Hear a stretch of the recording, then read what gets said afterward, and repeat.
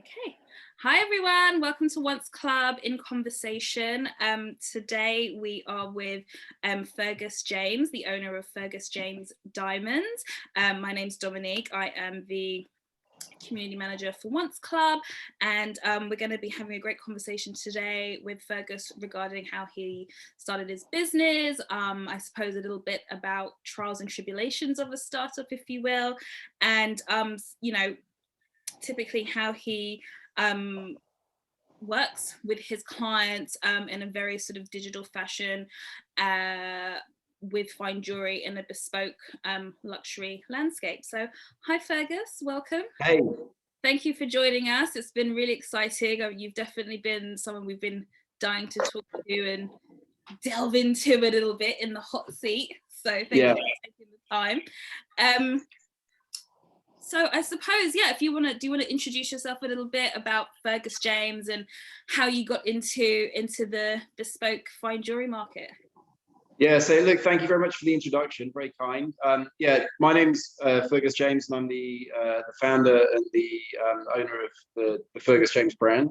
So effectively, what we do is produce mainly fine bespoke jewelry. It can be anything from rings, tennis bracelets, gemstones, right across the range, really. It's been going now. I've been in the business now for about 11 years, but under the Fergus James brand. That was created about 3 years ago as part of a rebrand process. And the company started 11 years ago, like a bit of a random fashion. My wife kind of lost her engagement ring, and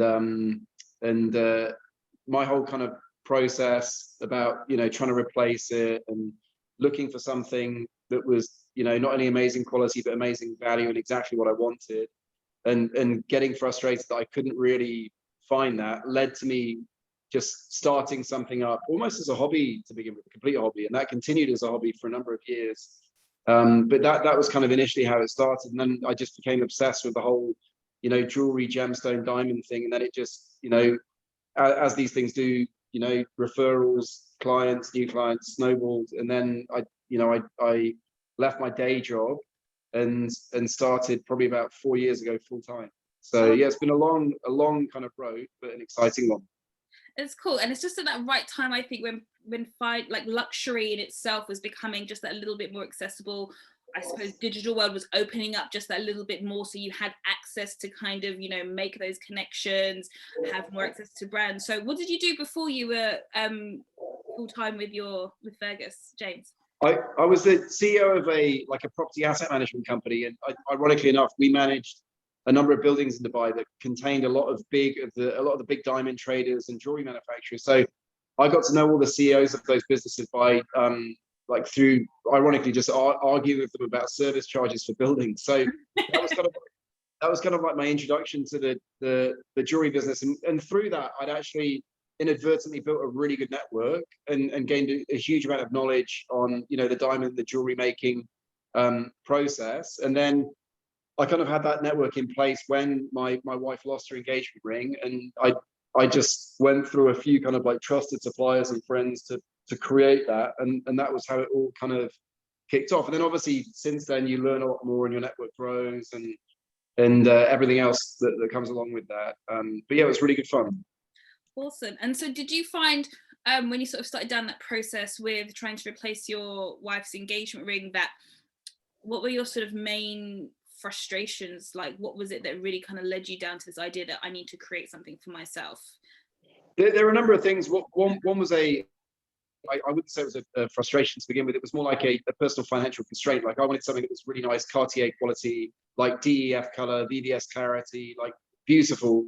And but I obviously didn't have enough money to pay the Cartier price tag. So that kind of led me down a route of looking for really beautiful diamonds. And then the ring as well. I wanted to be a stunning quality, and you couldn't really find that just in your standard high street stores. And I always found that when I was in those kind of stores looking for something, they were always trying to sell you what they had or what they wanted to sell you, rather than what you wanted as a customer. So I guess that was my gripe or frustration with the process. And I mean, it wasn't really it was more like a subconscious decision to, when I started it as a hobby to begin with, the whole premise of what we do is deliver exactly what the customer wanted, and obviously put some parameters in place to help and guide them to, through the exploration process to get to that point. But the whole premise of the business, right back then when I did my first ring for a friend of mine, to how it is now, where we're doing 150 a month, is exactly the same. We haven't like moved away from that original premise, if you like, of trying to get the customer exactly what they want. Absolutely.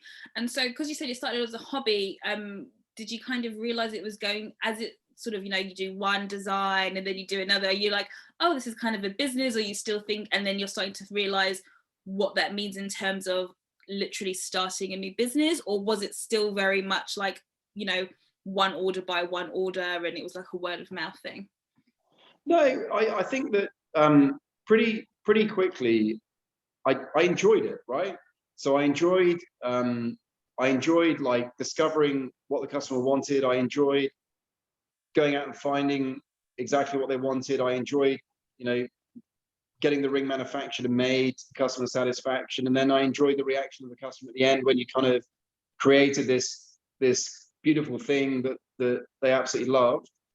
So I enjoyed the whole process, and it's it's a privilege as well, because 9 times out of 10, what you're making for them is part of a really important experience in their life, whether it's an engagement or a wedding ring, or a 40th or a 50th anniversary present or birthday present, whatever it may be.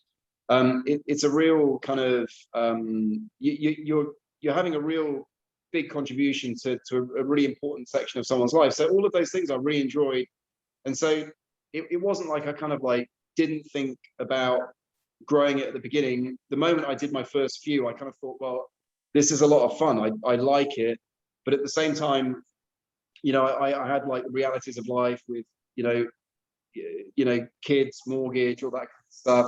So I couldn't leave my job immediately. So like I knew that I just had to work extra hard to do 2 jobs at the same time, and grow it to a point that I could support my family and take it from there. And that kind of that reached its point about 4.5 years ago.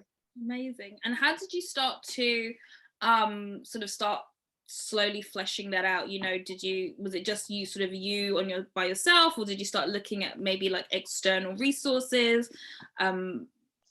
before you sort of able to step away and sort of be there full time? No, it was kind of me on my own. I had a couple of support staff, because I started the company officially before I left my previous job. So I had a couple of support staff that were working on it, but it was more, the admin side of things. So I was kind of, I don't know, I guess in a way I was kind of like moonlighting. So I was in a business meeting talking about property and asset management, but at the same time I was dealing with a customer on WhatsApp trying to sell them a 2-carat diamond type thing. So that happened for a while, and then when I left the business, I knew that I was missing sales because I wasn't like available 24/7. And when you start these things, especially with this kind of service, you have to be available 24/7. And so that was kind of, I knew that also when I left my job, the number of sales we got would increase. And so when it got to a point where I thought, okay, this could really work, then that was it. I took the decision and left. Did it feel scary, or was it like you knew that was the right time, or were you sort of like, hedging a little bit? Yeah, if you're not scared, you've got too much money to begin with, and you're too comfortable. So yeah, obviously I was in a position where I remember the day, like I resigned and I came home, and I remember one of my daughters was sitting at the table having some food, and I kind of looked at her and thought, shit, she's gonna be in school in 14 months, whatever it is. And that in Dubai, that obviously that costs money. You've got no option but to go for private schools out here. So yeah, there were a couple of moments where I just thought, like it's a big responsibility. And when you're taking that decision, and it's not just you that you're putting at risk, it's your family's like lifestyle, if you like, and all that, then it adds a bit of magnitude to it. But at the same time, like I had managed to successfully build it to a size where I knew that if it grew by, it doesn't sound like, at the time, I think I didn't really think about it properly. I figured out if I doubled the size of the company in 12 months, then I'd break even effectively. And that's kind of what I did in the first 12 months. So it all worked out. Yeah, I think I remember, I think it's Jose Neves from Farfetch said something along the lines of, um, if you knew everything when you start, like, you know, when he started his ventures, he wouldn't do it. So there's something in the not knowing and kind of having the belief in yourself and knowing that, yes, it's a responsibility, but I'm going to put Yeah, 150% in it. And that's kind of what grows the company, keeps it going. And like you said, like having the passion also yeah, of liking what you do, I think makes such a huge difference, right? it So does.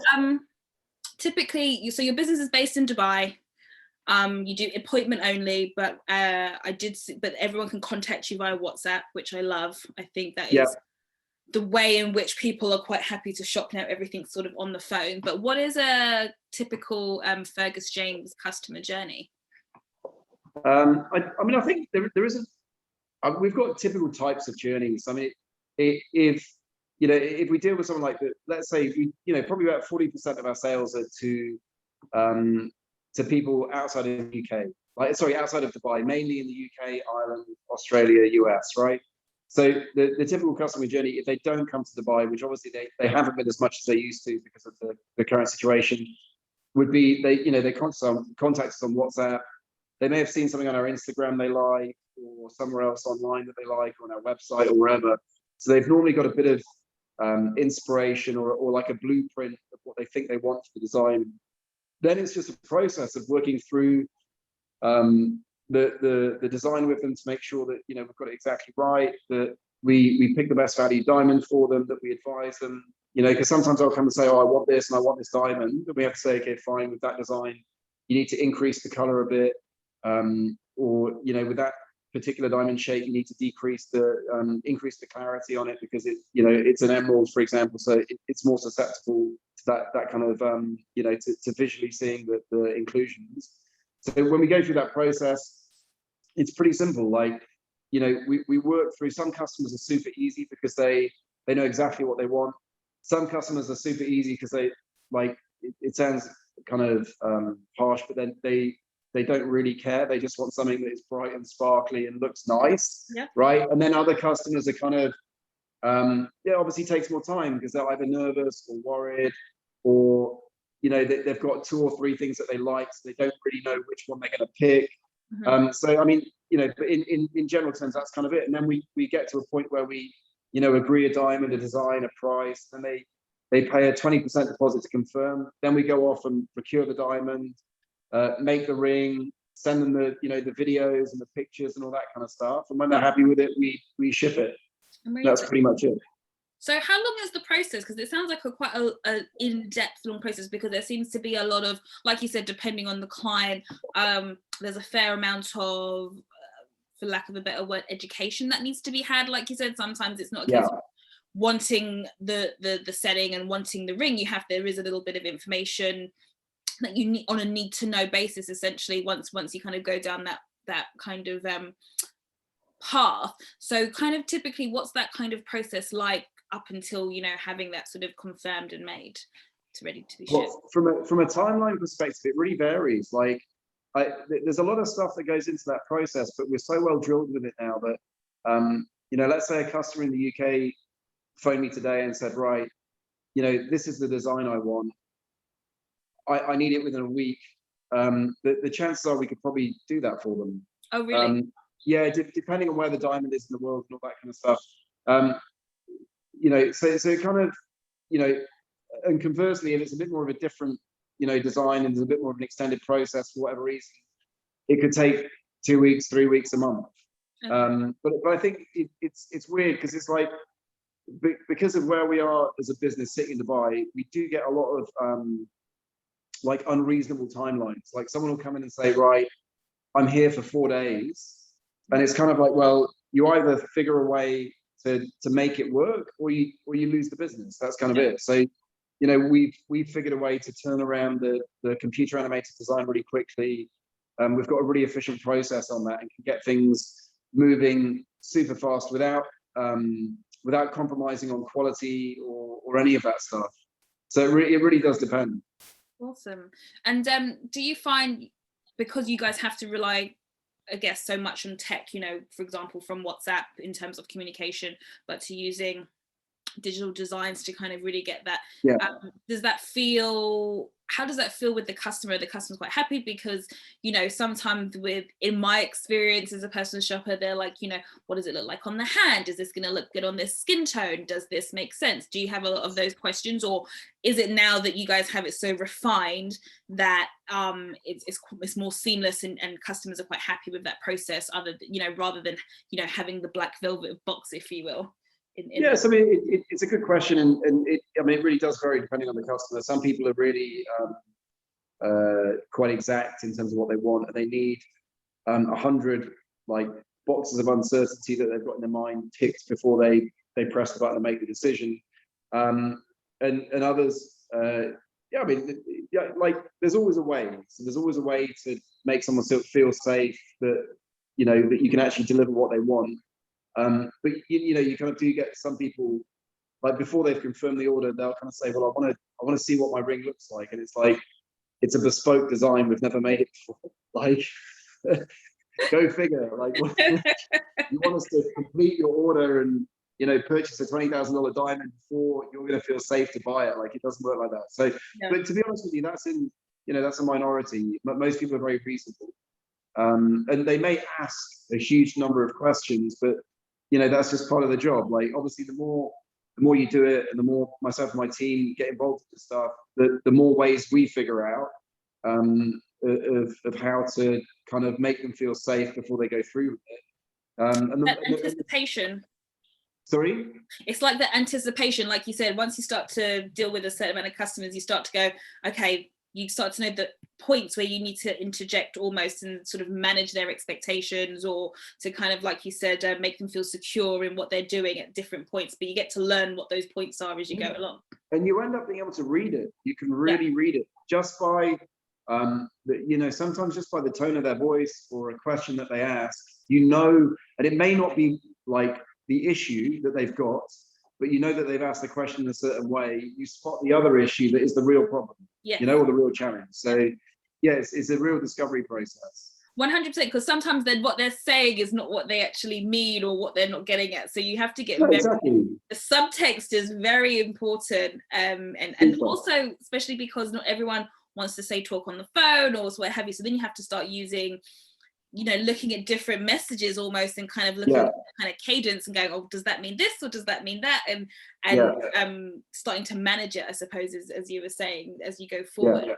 So when you first start working with a customer, what's the type of common misconceptions that they have, either about the process or about maybe gems, etc., like working with you in general?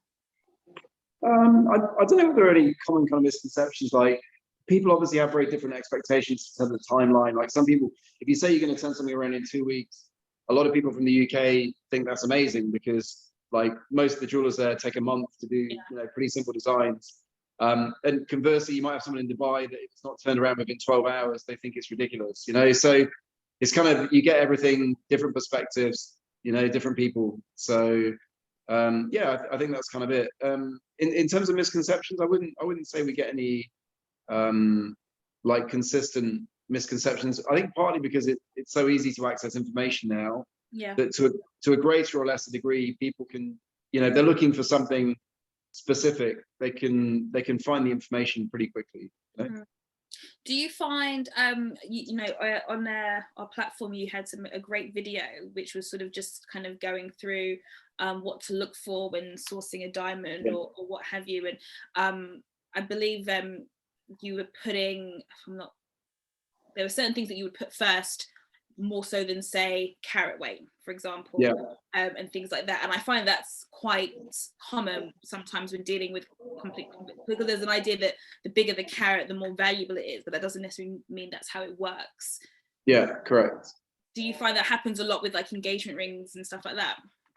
Yeah, but I mean, I think everyone's different, and that's one of the things we've learned to understand in the business. Like, if you ask me personally what my favorite shape is, or what I would buy, it doesn't necessarily mean it's the right answer. At the end of the day, like with a customer, you know, they want something that looks amazing, and they may have it in their head that they want this color or that clarity.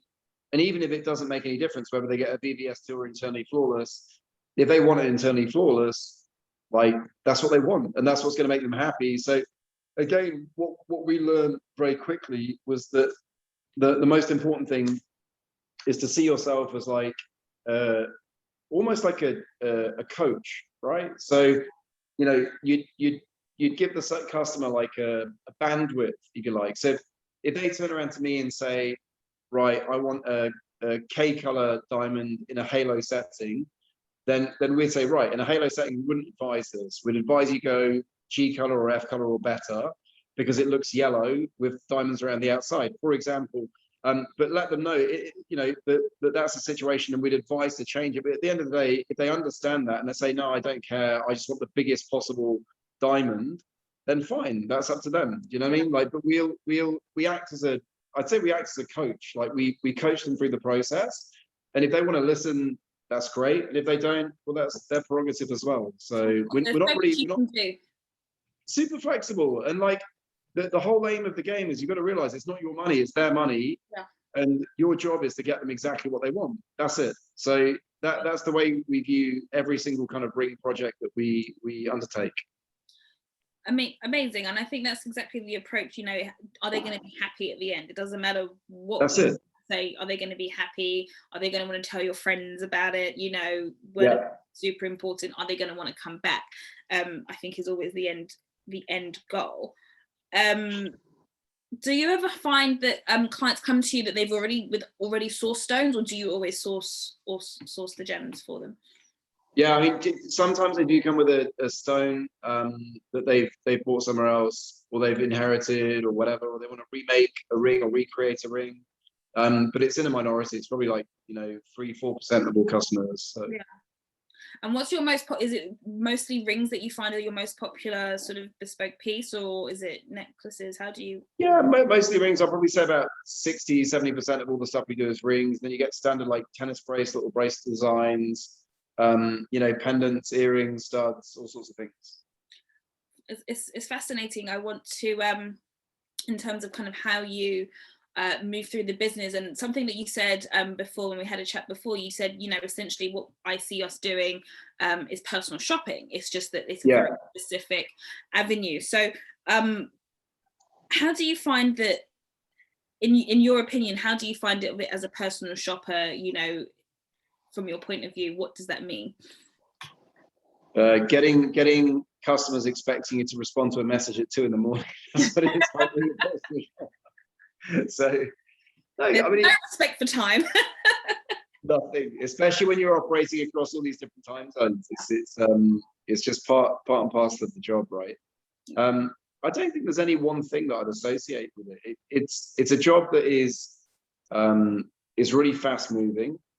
It's kind of project based. It changes all the time. You're dealing with a ton of different people from different walks of life, with different perspectives, different cultures. So it's super varied in terms of the mix of interactions that you have and the interest of those interactions and different people's, what they want and all that kind of stuff. So it's kind of, it's a pretty interesting job. But it's pretty demanding as well. Like, I think if you talk to anyone that's been within that environment or something similar, especially when it's your own business and you're a small team, that every customer counts. Like, we don't want to let anyone down. We don't want to disappoint anyone. Like, it's not like you leave the office at 5 and then you forget about it until you come back the next day. It just doesn't work like that. So yeah, it's a really demanding job, and you have to enjoy what you do. You have to get a buzz out of getting the right design or closing a customer or delivering a product. You have to really enjoy the whole process. Otherwise, it's a bit of I'd imagine you'd probably find it a bit stressful. Yeah, I agree. I think that there's a sense of, for example, when I first started, my focus, it wasn't that I didn't care for targets or what have you, but my passion for achieving those targets were always the communication. So it was almost kind of secondary. It was, my relationships are very important. I would always want to put a lot of time and care. It feels quite personal. And I suppose if you are designing something, as like an engagement ring or as an example, it's very personal. So the process, how you get to know that person becomes Yeah. very personal, doesn't it? So you can't just, so you have to love it, because with that personal side, like you said, it does become, it can become very intense. You're dealing with, you know, because you're involved now, right? There's a relationship, there's a No, you do. responsibility. And people think that, and it's not, and maybe it sounds a bit harsh, but it's not that you're not their friend, but you don't know them either. And Yeah. people, they form a friendship with you, right? Over that period, and you'll be kind of like getting all these people asking you out for drinks and stuff, and like it's you kind of think to yourself like, this is, I barely have time for my family and myself, like let alone, like, I guess if you work in a bit more of a corporate job, you might have 2 or 3 key clients or 10 key clients, and you see the same people, communicate with them. So maybe you go out for a drink with them once a year. Like we deal with 150 people a month, different people, right? And then, you know, you push that across the year. That's a lot of people. You're looking at almost 2,000 people, and then you've got 2,000 people where you've been through this process, and they all think you're their best mate, and it's kind of like like they expect you to remember, you know, because you do get some that, and I can tell where you kind of like, you've forgotten exactly what happened during a process, whatever it is, and you can hear the disappointment in their voice, and you kind of like, you're saying to yourself like, look, I really feel bad about this, but at the same time, it's really unrealistic. You remember every single, you know, and it's not like, when we say we're personal shoppers, we kind of are, but I know a lot of personal shoppers who might represent, you know, 10 people or 20 people, and they just look after buying everything for them. So they do have that constant relationship. And whilst we do get repeat purchases, it might be 3 years down the line, or 2 years down the line, or 4 years down the line. So most of the time we're dealing with people for the first time, you know, that's the bulk of what we do. And so, yeah, that's quite I mean, it's an exciting process, but it's also a bit of a strange one as well sometimes. And also you're having to capture their trust and that rapport very quickly, you know. Big time. That's a big thing. You don't actually have a lot of time. Like you said, they've got their own timeline as well. Yeah. They've got an invitation. So for you to kind of capture them and to know that, you know, you are exactly the right people for the job is a very quick turnaround, because we know the market as well now these days is very I think when we talk about loyalty these days, it's in a much looser term as it used to be back before. You know, we know that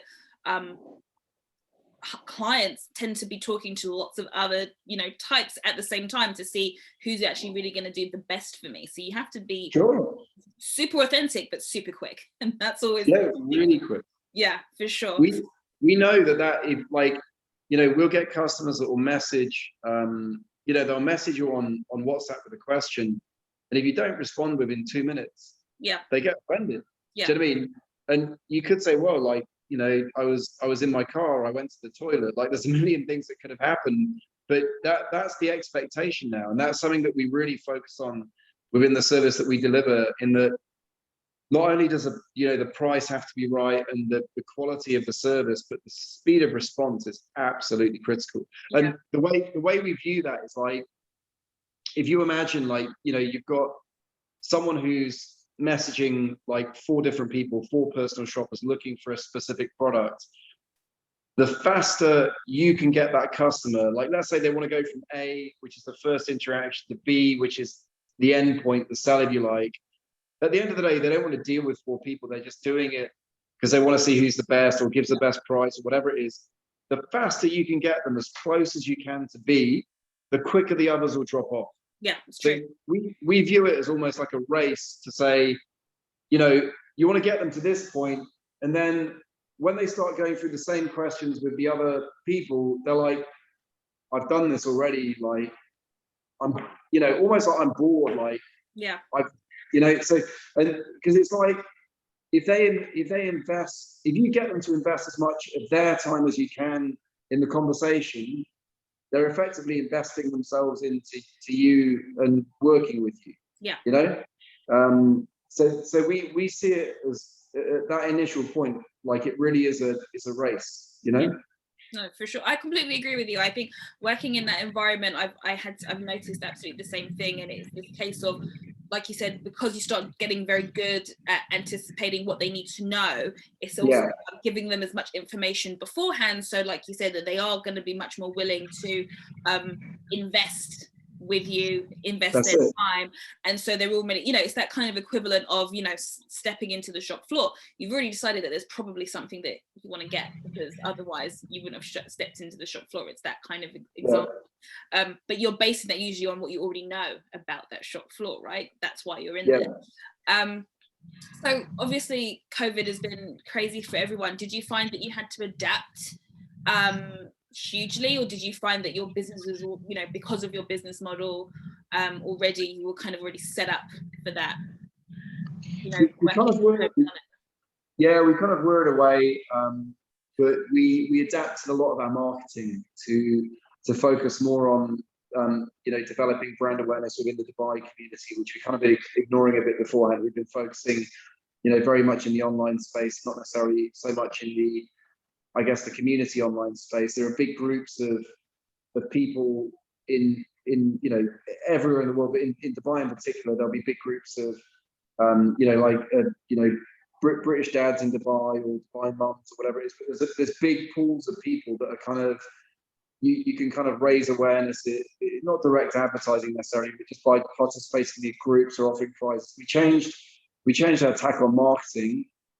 and the rest of it, as you pointed out, the kind of business model that we operate was pretty COVID friendly, to be honest. I mean, we had guys that, you know, some of our team got COVID, and then, you know, rather than them taking 3 weeks off and doing nothing and just sitting at home being bored, they were working most of the time. And we had a couple of guys that were out of the office for a month because just of timing of PCR tests and the local regulations and all that kind of stuff. And to be honest, it didn't have an impact on the business at all. So from an operational perspective, it was pretty easy. It did have a big impact on supply chain. But again, you just figure out a way of dealing with it. But the thing that it really taught us, you know, some of the team didn't actually need to be in Dubai working for us. So our design team, they don't sit in Dubai anymore because, like, you know, there's no need for them to be here. They're technical. They're working on, you know, computers, drawings, all that kind of stuff. As long as they're within a similar kind of time zone, it doesn't really matter where they are in the world. And that was one thing that we learned. I remember having a conversation with my chief CAD designer. You know, I said to him, I honestly, I don't know what you're doing here. Like, you could be back in your home kind of village with your family, getting paid the same amount of money, so saving a lot more money, and you know, you'd be a lot happier than being in Dubai, for example. So we learned that we could you know, we could genuinely have a team that was split in different locations, and it could work just the same, you know? Yeah, absolutely. And don't you find, I mean, in my experiences, what I found that having that accessibility and that flexibility meant that actually, not that it work was much better, but you could sort of see the difference in staff in terms of just their outlook, and the fact that they have more time and they can have more specificity, because they don't necessarily have to worry about commuting or traveling, or like you said, they can save a bit of money. The work-life balance is better, so then you have generally the workforce itself is just a much more improved place. Even if it's pretty good before, it kind of just, everywhere I saw in different companies, just upped it up a little bit, like the sparkle comes back a little bit more, just because of the flexibility. Even it just completely changed. I think that the key thing for me, and I don't know, we still need a lot of contacts in the office, but I think the key thing is that before there was always a stigma, almost of like negativity or laziness attached to people that wanted to work from home all the time, right? And that has completely dissipated, because companies, and I know a lot of people who have come back, and they work for big corporate organizations. They've come back and said, we're probably never going to go back to the office, because the companies in reality have seen productivity improve massively from people working from home.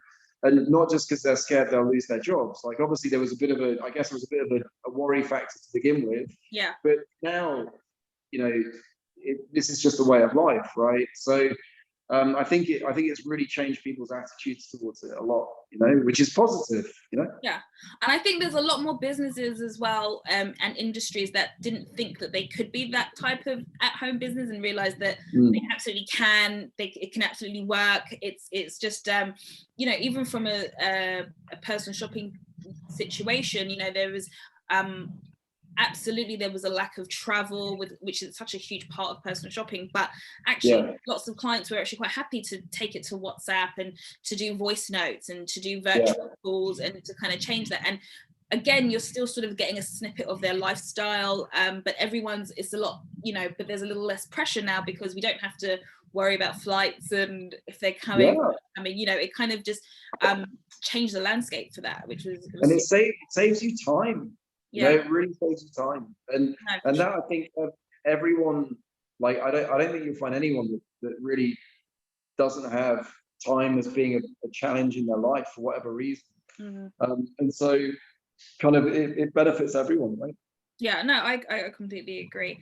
I found if there's any questions for any of our members, if they want to send us a question, you can do now, by the way. But I wanted to ask, you know, in my experience from working within industries like Net-a-Porter, Farfetch, I've really seen the attitude to how we sell fine jewelry change, you know, in the sense of when I first started in that luxury market, fine jewelry really wasn't a focus. It was more costume jewelry because I guess the attitude was people wouldn't buy it online. And then we've gone from that to now actually seeing fine jewelry be sold via Instagram, via WhatsApp, you know, with services or with brands. And then now, you know, Fergus James, I think, is one step further by completely creating bespoke pieces entirely, essentially online. So do you think that there's, or how do you see that kind of fine jewelry market continuing to evolve? Because I think that there's still so much maybe that we have to learn going forward. I don't know, but I'm fascinated by the journey itself. I think it kind of it's going to be an interesting route. I mean, when you look at the jewelry space in general, and particularly the jewelry space online versus like, you know, other kind of traditional online products that have been sold, you know, for a while, jewelry has been a really slow adopter. And whilst COVID has kind of accelerated that, I still think that the model, it will follow what I consider to be probably more in line with the motor vehicle industry, right? And a good way of explaining this or something up would be, I was having a chat with a guy, a salesman down at a Range Rover garage in Dubai, and he was saying that prior to I don't know if you know much about motor vehicle sales, but when you look on the online thing now, you've got a motor vehicle configurator. So you get on there and you pick your you know, your BMW, and then you choose the color, the alloy wheels, the interior, the color of the stitching, whatever. You can go through and make a whole load of customizations to it on this configurator. So he was saying that what has happened now is that, you know, prior to these configurators, the customer would visit the showroom 7 times before making the purchase, right? And now they were saying the customer effectively visits the showroom twice. They do one initial visit just to kind of like check the car's like real, if you like. Yeah. And then with luxury vehicles in this situation, he was saying the guy basically comes back in looking for, you know, reassurance from the salesman, so he doesn't feel guilty about spending the money. Like, so I think, like, when I heard him say that, I was like, well, for sure there's going to be like some big similarities. You know, when you talk about very expensive pieces of jewelry, that some of it can be done online, but most people, when they're spending that much, or it's a really important event, will still want to invest time and potentially go to a location to look at something. So that's going to continue, but the frequency or the number of times they're willing to do that may well change. It may well decrease because they've got a whole load more kind of, you know, things that they can access online in terms of, you know, designs and different people that offer different services and all that kind of stuff. Yeah, I agree. And the So same thing about personal shopping, they have to see it a lot of times, like certain high value pieces we find. So then we start getting very good at showing them the pieces in different ways so they can feel like they had that experience, but not necessarily having to try it on. exactly. You know, it's just kind of pivoting that point of view a little bit, but still giving them that, like you said, the reassurance that, you know, okay, for sure. We've got we've got a few questions coming in. Our first question is, what has been the most interesting design or bespoke piece you've worked on? Like one immediately jumps out. It was from a young Russian billionaire that actually lives in London, and he was like he was a super demanding customer, but also like really creative, and he spent about $200,000 on a and if anyone's ever sold to Russians before, you know they love, like, different cultures value different parts of a diamond spec differently. Russians are all about internally flawless, D color. They want perfection. So this guy wanted a big emerald, D, internally flawless, and and I was sending him all these designs at the beginning, like, how about this, how about that, and he was just like not interested in the slightest. And then I said, well, kind of, you know, what? Give me a concept, give me something to work with, you know. And he came back with like these almost like I don't know whether it's the right way to describe it, almost like kind of communist workers' hands, like this, right? and it was like a sculpture. So effectively, from that kind of concept, we created a ring where we handcrafted the hands all the way down to the detail of the fingernails and all that kind of stuff. And the hands were holding the diamond, and it came off the ring. And we did it in a I mean, it looked like a sculpture. It was beautiful. And we did it in it was done in white gold, but we sandblasted it and then put a black gold rhodium finish on it, so it looked kind of almost like it had just been pulled out of a rock or something. It was really really quite impressive. So that's probably the most unique design, but he's probably one of the I wouldn't say strangest, but one of the most unique people we've worked with as well, because he spent, like I said, about $200,000 on this ring, and it was for his, I couldn't figure out whether it's for his girlfriend or for his wife. But anyway, I said to him, like, did she like the ring? And he was like, no, she hated it. And then he just, no, but then he turned around and said, I don't care. I love it. Like that.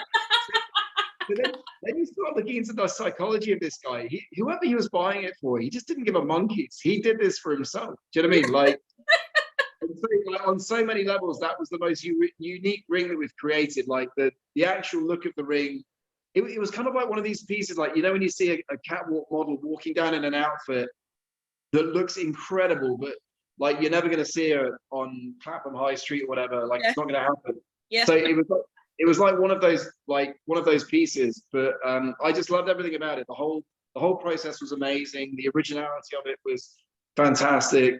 This guy was a like super unique guy, and then I just love the way the person who he made it for, he just didn't care that they didn't like it because he loved it. Like, that's just that. Yeah, and it's such a abnormal reaction to anything. Like, I was just kind of, yeah, it was quite an interesting experience. Oh, I mean, it sounds spectacular. I love that. And it's always good when you have a client that's a character like that, and you're just like, right, okay, let's go. Yeah. Are there any engagement ring trends that you're seeing at the moment? Yeah, there are probably two main trends in the market. One is, for whatever reason, over the last 12 months, the oval shape has become insanely popular. So I would say that, you know, 2 years ago, 3 years ago, maybe like 5% of all rings we created were oval shape. Now I think it's probably 20-25%. Wow. So I noticed I'm seeing more ovals and pairs these days. Yeah, well, pairs not so much, but for sure ovals. Like they've really made a big stab. And the other one is, I mean, it's a general trend in the marketplace, is that people are starting to buy and become interested in lab-grown diamonds. So that's also something that's kind of come into the engagement ring space, and that's predominantly, like, people when people talk about that, like they always come at it from an ethical standpoint, which I never really understand, because like there's two elements to it. One is the cost is less, and then people say, well, the ethics and all that kind of stuff. And I'm not from the diamond industry, so I'm not kind of like blindly protecting anything. But when you look at the social benefits of the diamond industry, no industry is perfect for sure, right? Yeah. But the reality is that the most of the diamond industry in terms of production is pretty contained now. Like, the Leonardo DiCaprio film that came out was probably needed at the time, whenever it was, like 20 years ago now. Yeah, it was about that. Gosh, time. It was, yeah. Like it makes me feel too old, but like, no, it's a bit sad. But like, what that did, it really forced the diamond industry to focus on itself and reform. And boy, it did. And now when you look at it, I mean, some customers do come to us and say like, oh, our diamonds unethical, and I'm like, well, not really. Like, if you look at where they're mined, how they're mined, who owns the mine, all of the processes around that, it's a pretty tightly regulated industry now. Like, when you tell people, like, people assume that most of the diamonds come from a random country in Africa where they're pulled out of the ground by kids, and it's just not the case. Like, if you look at the biggest diamond producer in the world is Russia. Russia produces more diamonds than any other country in the world. And then you look at all the other ones like South Africa, Botswana, Canada, Australia. They're all very very good case studies for how mining industry can benefit communities, support jobs, and all that kind of stuff. And so when you look at the ethics of it, you're kind of like saying, well, if you just conceptualize and say, well, look, let's say you go to Botswana, which has really got a really tightly regulated industry and invested a lot of its money back into the country, back into the communities and all that kind of stuff. If you shift everything away from natural diamond mining and put it into laboratory diamond, which is grown in, like an industrial estate in Palo Alto in California or something, all you're doing is taking jobs away from a country that's really pulled itself, from quite far low down on the poverty line, has increased its wealth and its prosperity and its education and infant mortality rates. All you're doing is pulling that away from. Yeah. So when people talk about that, like, they look at it in a very narrow mindset that I don't really understand. I mean, my mum worked going off track now, but my mum worked for the British government in their Department for International Development. So she spent a lot of time in places like Sierra Leone, some non-diamond producing areas as well, like Nicaragua and Vietnam. But one of the things that always, if you do have a well-regulated industry that provides people with jobs, that is the best source for a country to grow and develop, always. Yeah. And if you're looking at anything that takes that away from them, then again, you're looking at a potential, decrease in wealth, prosperity, healthcare, whatever it may be. So I think that the lab-grown diamond space is, from an ethical point of view, is really, for me, it's not about the ethics. It's about getting something bigger for less, because it's an unlimited source of production. But then you take with that, what we say to our customers, if they want a lab diamond, we get a lab diamond for them. But we say, they talk about value. In my opinion, a lab grown doesn't have any value other than the cost of production, because you could theoretically, start up a whole load of more machines that produce lab grown diamonds, as many as you want. Do you know what I mean? So, if we, we'll say to them, look, you're buying it because you're getting a beautiful looking product that is less expensive, but it doesn't really have any intrinsic value because it's not rare. If you can grow something on a tree, or if you can produce something out of a machine, it's not rare. Like a natural diamond that's taken millions of years to form. It's been produced randomly. Someone's gone out there and made the effort to pull it out of the ground and shape it and all that kind of stuff. But yeah, those are the two biggest trends that we see at the moment: oval shape and lab grown. Yeah, it's interesting. Just one last question then before we have to go. This member's asking, is platinum the most requested metal for your clients, or are you seeing more requests from yellow gold or rose gold, for example? So the most popular metal of our customers choose is actually 18 karat white gold. Okay. So Yeah, again, it depends on nationality. So white gold is the most popular. Second is probably platinum, but we are seeing more requests, not necessarily from yellow gold, but from rose gold. Certainly, that's a trend in the marketplace for sure. Okay, interesting, amazing.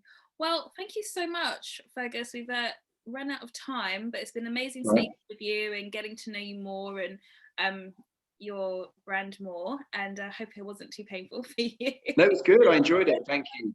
Good. But if there's any extra questions that any of our members want to ask, I'm sure that we can pass them on to you. And I'm going to say thank you so much again for joining us and being a part of the Once Club journey. Thank you. Brilliant. Amazing. Thank you very much, guys. Bye, Fergus. Bye. Bye.